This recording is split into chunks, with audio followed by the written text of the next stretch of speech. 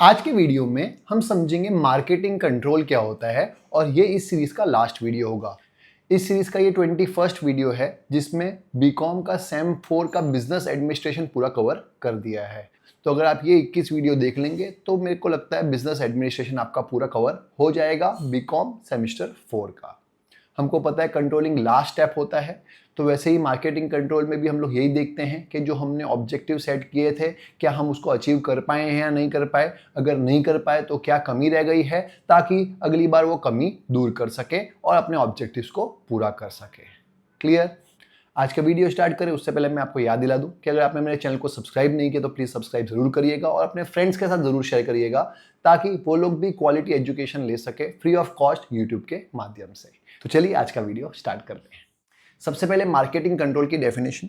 Marketing control is the process of monitoring and evaluating marketing activity. Marketing control क्या है? एक process है जिसमें हम लोग मॉनिटर करते हैं और इवेल्युएट करते हैं क्या चीज? Marketing activity, to ensure they align with pre defined goals and objectives, ताकि हम एंश्योर कर सके कि जो हमने प्री डिफाइंड गोल्स रखे थे या प्री डिटरमाइंड ऑब्जेक्टिव रखा था वो फुलफिल हुआ है या नहीं हुआ।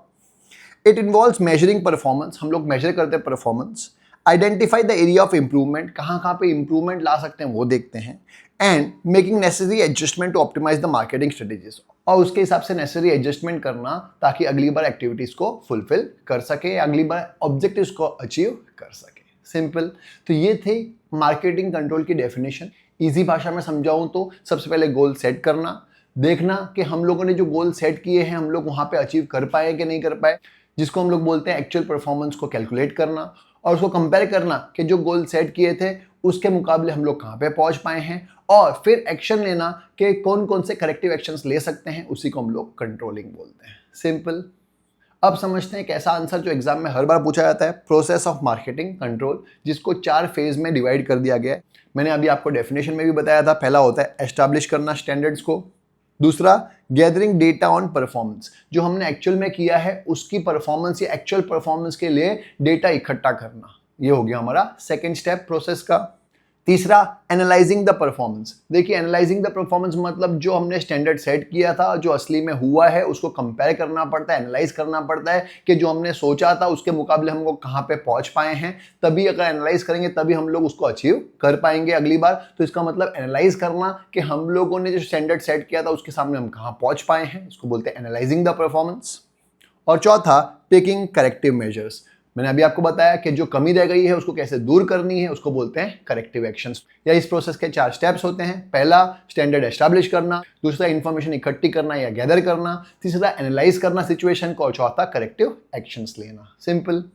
अब इनको थोड़ा सा डिटेल में भी पढ़ लेते हैं कि जो स्टैंडर्ड्स होते हैं वो कौन से स्टैंडर्ड सेट करते हैं और क्यों करते हैं। तो लिखा है the standard of performance are necessary for 2 reasons. Standard set करना 2 रीजन से जरूरी है। पहला, whether actual performance is up to the mark can be judged on the basis of standard, कि असली performance up to the mark है या नहीं है वो कंपेयर करने के लिए हमको स्टैंडर्ड तो लगाना ही पड़ेंगे कि हाँ भाई मेरे को यहाँ तक पहुँचना था, जब तक वो हमारे पास टारगेट नहीं है तो हम लोग एक्चुअल परफॉर्मेंस को कंपेयर कैसे करेंगे। इसलिए स्टैंडर्ड रखना बहुत जरूरी है।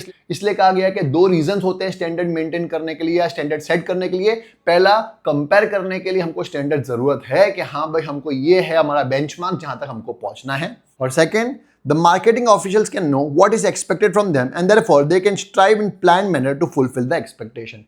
और जो मार्केटिंग फील्ड में है उनको भी समझ में आ गया कि उनसे क्या एक्सपेक्टेशंस हैं, ताकि वो अपने एक्सपेक्टेशंस को मीट करने के लिए उसके हिसाब से मेहनत कर सके। इसलिए 2 रीजंस होते हैं क्यों स्टैंडर्ड सेट करना बहुत जरूरी है।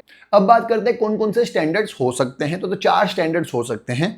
पहला, सेल्स वॉल्यूम का स्टैंडर्ड, दूसरा सेल्स एक्सपेंडिचर का स्टैंडर्ड, तीसरा शेयर इन मार्केट का स्टैंडर्ड, और लास्ट में प्रॉफिट का स्टैंडर्ड। तो ये 4 टाइप के स्टैंडर्ड कंपनी सेट करती है। पहला, सेल्स कितनी करनी है वो, दूसरा उस सेल्स को करने के लिए कितना खर्चा करना पड़ेगा, दैट इज एक्सपेंडिचर का स्टैंडर्ड, तीसरा मार्केट में कितना बड़ा शेयर हमको प्राप्त करना है उसका स्टैंडर्ड, और लास्ट में प्रॉफिट्स का स्टैंडर्ड। सिंपल। सेकेंड पॉइंट था गैदरिंग डेटा ऑन परफॉर्मेंस, के हम लोग को डेटा इकट्ठा करना है। अब डेटा कैसे इकट्ठा कर सकते हैं? पहला, पर्सनल ऑब्जर्वेशन से, दूसरा ओरल रिपोर्ट से, और तीसरा रिटर्न रिपोर्ट से। तो ये तरीके होते हैं इंफॉर्मेशन इकट्ठा करने के लिए या डेटा इकट्ठा करने के लिए कि हमारा एक्चुअल परफॉर्मेंस कैसा रहा।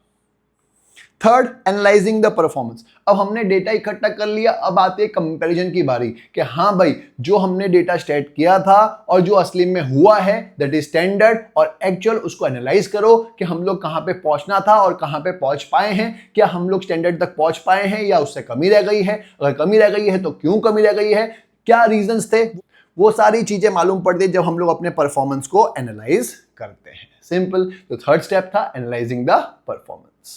और लास्ट में करेक्टिव एक्शंस लेना है। करेक्टिव एक्शंस में भी कौन से टाइप का एक्शन लेना है करेक्टिव, वो देखना होता है। पहला, क्या हमको एफर्ट्स में चेंज लाने की जरूरत है कि हमने मेहनत कम की थी कि हम लोग ज्यादा मेहनत करेंगे। जैसे आप लोग भी पढ़ाई कर रहे हैं, आपने सोचा था कि हाँ भाई मेरे को 50 में से 35 मार्क्स लाने या 40 मार्क्स लाने, लेकिन 30 ही आए या 25 ही आए, तो क्या मेरे को एफर्ट्स चेंज करने की जरूरत है कि क्या मैं ज्यादा पढ़ाई करने शुरू कर दूं या फिर पढ़ाई करने का तरीका बदल दूं? तो कैसे एफर्ट्स में चेंज कर सकते हैं? तो पहला करेक्टिव एक्शन होता है कि एफर्ट्स चेंज करें।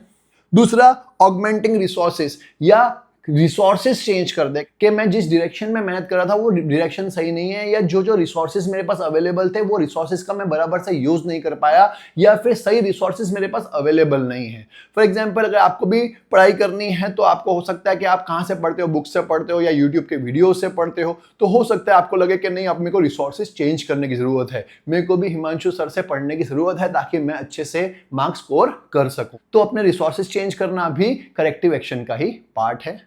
और लास्ट, चेंज इन स्टैंडर्ड्स। हो सकता है आपके स्टैंडर्ड्स बहुत ज्यादा हाई हो, इसकी वजह से आप अचीव नहीं कर पाए, इसकी वजह से डीमोटिवेशन हो रहे हो, आप सोच रहे हो कि मैं थ्योरी सब्जेक्ट में भी 50 में से 50 मार्क्स ले आऊंगा, लेकिन वो पॉसिबल ही नहीं है, आपके स्टैंडर्ड्स ही अनरियलिस्टिक है। तो हो सकता है थर्ड करेक्टिव एक्शन हो कि आपने रियलिस्टिक स्टैंडर्ड सेट कर दिए ताकि उसको अचीव करना पॉसिबल हो और आप मोटिवेटेड भी रहे कि हाँ भाई ये अचीवेबल स्टैंडर्ड है जो इसको अचीव करना पॉसिबल है। तो थर्ड करेक्टिव एक्शन होता है कि स्टैंडर्ड्स को ही चेंज कर देना। सिंपल। तो ये 4 पॉइंट्स और एग्जाम पॉइंट ऑफ व्यू से बहुत इंपॉर्टेंट आंसर था। मुझे उम्मीद है आपको समझ में आ गया होगा। कोई डाउट हो तो जरूर कमेंट सेक्शन में लिखिएगा और अगर मेरा वीडियो अच्छा लगा हो तो अपने फ्रेंड्स के साथ जरूर शेयर करिएगा। मिलते हैं नेक्स्ट वीडियो में एक नए टॉपिक के साथ।